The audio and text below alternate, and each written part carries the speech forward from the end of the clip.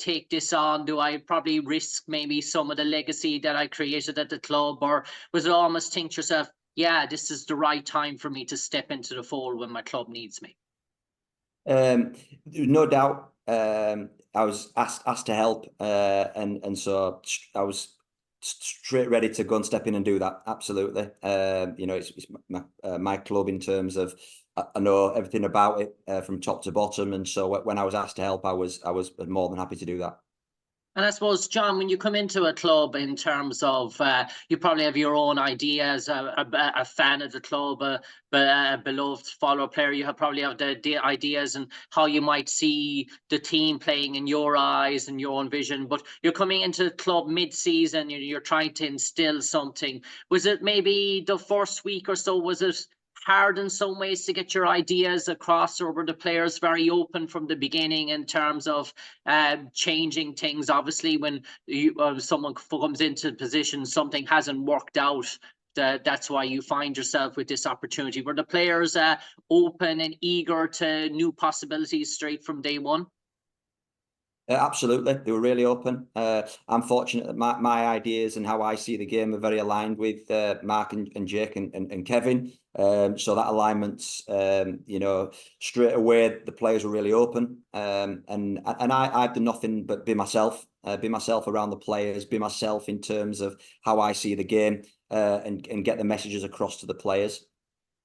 I suppose there have been promising results. They've been great results, in fact. And I suppose in terms of playing on the positive foot and positivity and the fans buying into it, and it almost felt like with Huddersfield and when your time in the charge that the fans were that 12th man on the field. You could almost feel them in terms of that supporter base, and maybe the grasp, the closeness of the fans and the team maybe bonded and gelled a bit more during your time. Maybe they were a bit separate before you came into the club. There was a bit of, but the harmony seems to be back now between supporters and players. No, and I think that's one of the results and performances, absolutely. But I'm just really grateful for the support that I've had for from the fans and from for the players as well. And definitely, over these last few weeks, I've really felt that connection with the fans back towards the team and myself. And that's I'm really grateful for that. And I think that's just another aspect that's been really positive in this period. I suppose I know it's bittersweet for you, this whole game coming up, but life goes on and football continues, and it's the day today of the normal world, and there's still a job to be done, and Huddersfield Town comes first. But Hull, it's not that's not the easiest game to leave your mark, to go out on. It's a fair challenge. They've been riding high. I mean, they brought in 7 players during January. We just look across it, that forward line alone with Philogene, Carvalho, Tufan, Connolly. But what intrigued me about Huddersfield the last day was the options you were able to bring off the bench for once in that victory in Sunderland. Burzog came on, Ward came on, Jackson, Nakamura. That hasn't been something that Huddersfield haven't been able to do maybe in the last few months, is go to the bench with all those resources. And that must be delightful for you as a manager when you see a team and like Hull and the resources they have the bench, and you says, yes, we have players that can come on here and leave a mark as well. Absolutely. I think you answered the question for me there.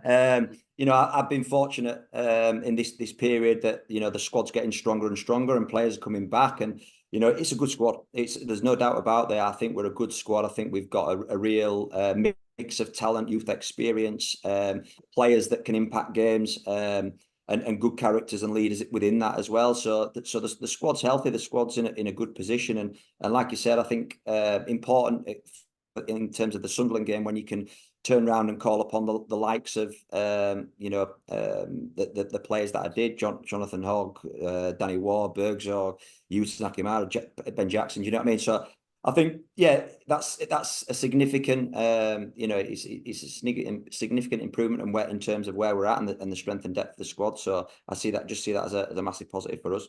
And one quick final one, I suppose, in terms of your learnings, you said you'll mention it a bore about it once the whole game is over. But is there any sort of learning that you've experienced, that maybe just a minor thing that you can take back to your under-19s and your underage academy, and maybe think you might be stronger, those boys might be stronger from that experience that you have learned?